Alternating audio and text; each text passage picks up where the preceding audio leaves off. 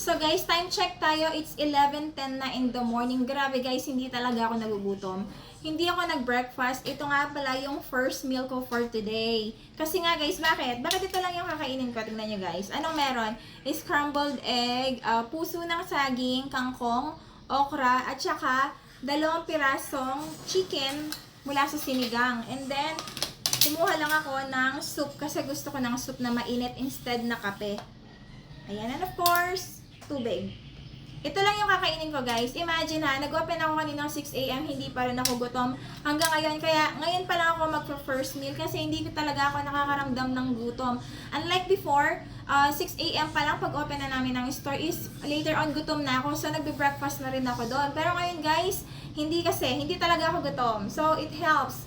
Bakit? Bakit ko nga ba ito ginagawa? Kasi guys, ito ay nag-start kasi ako sa paglo-low carb. Ayan. So, ito lang yung kakainin natin.